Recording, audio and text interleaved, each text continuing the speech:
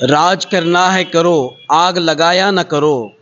राज करना है करो, आग लगाया न करो। धर्म के नाम पर लोगों को लड़ाया न करो। ना तेरा है ना मेरा है, ये हिंदुस्तान सबका है। न समझी गई ये बात तो नुकसान सबका है। आज लोकसभा के सभा पटल पर आपने देखा कि वक्फ अमेंडमेंट बिल 2024 हमारे सामने आया। आज पूरे देश के अंदर वक्फ बोर्ड को लेकर लोगों के बीच में गलतफहमियां फैलाई जा रही है। वक्फ बोर्ड को लेकर पूरे समाज के अंदर, पूरे हिंदू मुसलमानों के दरमियान में एक जहर और पक्षपात की दीवारें खड़ी करने का दुष्प्रयास सरकार की तरफ से हो रहा है। मैं आपसे कहना चाहता हूं कि वक्फ बोर्ड को बदनाम करने का ठेका क्या सरकार ने ले रखा है? मैं आपके माध्यम से ये कहना चाहता हूं कि आर्टिकल 26 का ये वायलेशन है, जो इंडियन कॉन्स्टिट्यूशन ने हर धर्म के लोगों को अपने अपने चैरिटी, अपने अपने धार्मिक आधार प्रदान किए हैं और वो अपने अपने इंस्टीट्यूशन को चला सकते हैं। उनके उनके धर्म उपदेशक और धर्म के जो बड़े बड़े ज्ञानी हैं उनके ज़रिए से चला सकते हैं। लेकिन वक्फ के नाम पर आज पूरे देश में माहौल जो है सांप्रदायिक पूर्ण बनाने की कोशिश बीजेपी कर रही है। जबकि आप देखेंगे वक्फ एक्ट देखिए, हिंदू रिलीजन एंडोमेंट एक्ट आप देखिए और सिख गुरुद्वारा एक्ट अगर आप देखेंगे तो ऐसे कानून वक्फ के अंदर लाकर मुसलमानों की ज़मीन हथियाने का दुष्प्रयास आज केंद्र की सरकार कर रही है। मैं आपके माध्यम से कहना चाहता हूं, दिशा भूल ये की जा रही है देश के अंदर कि सैनिकों के पास जो ज़मीन है, जो ज़मीन डिफेंस के पास है, जो रेलवे के पास है, उसके बाद सबसे बड़ी ज़मीन मुसलमानों के पास है। कभी बताया जा रहा है न्यूज़ चैनल के ज़रिए से कि इतने देश की इतनी बड़ी जितनी ज़मीन है उतनी बड़ी इनके पास ज़मीन है। याद रखिए, ये जो ज़मीन है किसी के बाप की जागीर नहीं है। ये जो ज़मीन है हमारे असलाफ ने अपने मेहनत के पैसों से अपनी ज़ाती मिल्कियत को अल्लाह की राह में वक्फ करके गरीबों के लिए, यतीमों के लिए, गुर्बत और अफलाक की आग में जलने वाले लोगों के लिए, अशिक्षित लोगों के लिए, मजदूरों के लिए उन्होंने ये ज़मीन दान की ताकि लोग इसका लाभ ले सके। इसके ज़रिए से मुसलमानों की, गरीब लोगों का फ़ायदा हो सके।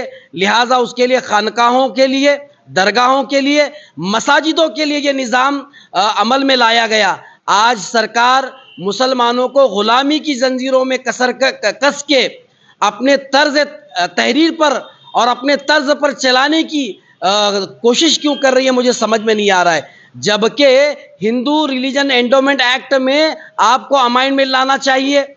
आज हिंदुओं के 4 लाख ऐसे मंदिर हैं जिस पर सरकार का नियंत्रण है, जिसका सरकारीकरण किया गया। करोड़ों रुपए मंदिरों से सरकार लूट रही है, खरबों रुपए सरकार लूट रही है। आपने देखा शंकराचार्य ने जो एक मंदिर है जिसका नाम मैं आपको यहाँ पर खास तौर से लूंगा, केदारनाथ का मंदिर, जहां से 228 किलो का सोना गायब हो गया, करप्शन हो गया। वहां पर सरकार ने अपने नुमाइंदों को, अपने कार्यकर्ताओं को ऐसे इंस्टीट्यूशन में लाकर बताया है जहां पर सबसे ज्यादा भ्रष्टाचार हो रहा है। होना यह चाहिए था कि जो हिंदुत्व की राजनीति करने वाले लोग हैं, जो कट्टरपंथी हैं, चाहे वो योगी हो, मोदी हो, चाहे प्राची हो, चाहे साध्वी हो, ठाकरे हो, चाहे राजा सिंह हो, चाहे ये पागल राणे हो, इन्हें चाहिए था कि ये मंदिरों की लूट को देश के सामने ला करके सरकारी नियंत्रण को हटाने के लिए बिल लाना चाहिए था। लेकिन मुसलमानों को चारा बना करके, मुसलमानों के वक्फ बोर्ड को चारा बना करके ये अक्सरियत लोगों को खुश करने का काम सरकार कर रही है।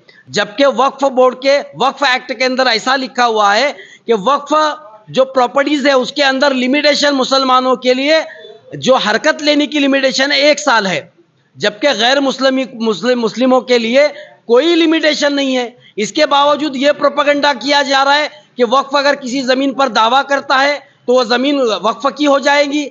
इस तरीके से अफवाहें फैला करके वक्फ बोर्ड को बदनाम करने का काम किया जा रहा है। मैं केंद्र की मोदी सरकार से कहना चाहता हूं, वाजपेयी की 6 साल सरकार रही, 10 साल मोदी की सरकार रही, लेकिन कभी ने इन्होंने हिंदू रिलीजन एंडोमेंट एक्ट के अंदर अमाइंडमेंट करके कभी भी हिंदू समाज के उद्धार के लिए इन्होंने काम नहीं किया।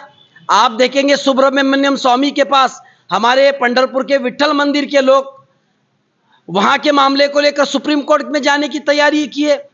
उत्तराखंड में मंदिरों के साथ सरकार ने क्या किया, इसके उदाहरण हमारे सामने मौजूद है। लिहाजा मैं आपके माध्यम से कहना चाहता हूं, वक्फ को बदनाम करने का बहुत बड़ा षड्यंत्र इस देश में चल रहा है। हम इस वक्फ बोर्ड के वक्फ बिल जो अमेंडमेंट 2024 का बिल आया, हम इसकी मुखालिफत करते हैं, पुरजोर मजम्मत करते हैं। यकीनन बैरिस्टर अलहाज असदुद्दीन ओवैसी साहब ने बड़े ही दिलेर अंदाज से कॉन्स्टिट्यूशन को सामने रखते हुए आर्टिकल 26 का वायलेशन जो हो रहा है उसके बारे में बेबाकी के साथ प्रश्न उन्होंने उठाया। और आज पार्टी के जानिब से भी हमारे सदर मोहतरम अलहाज फारूक शाबी साहब, अपने पार्टी के वरिष्ठ लोग, हमारे महाराष्ट्र के सदर इम्तियाज जलील साहब से वार्तालाप करके, बातचीत करके हम इसके खिलाफ पूरे महाराष्ट्र में, पूरे देश में इंशाल्लाह इसके खिलाफ आंदोलन और एहतजाज करेंगे। लिहाजा आपके माध्यम से मैं उन हिंदू भाइयों से भी गुजारिश करता हूं कि वक्फ आपको बता करके आपको गुमराह किया जा रहा है, आपके जहनों को भटकाया जा रहा है। देश के अंदर बुनियादी मुद्दे हैं, रोटी, कपड़ा, मकान, बिजली, सड़क, पानी, शिक्षा, स्वास्थ्य, रोजगार। मैं ये कहना चाहता हूं, मंदिरों का सरकारीकरण, इसके लिए आप आवाज उठाएं, सरकार से दाद मांगे। जो सरकार हिंदुत्व की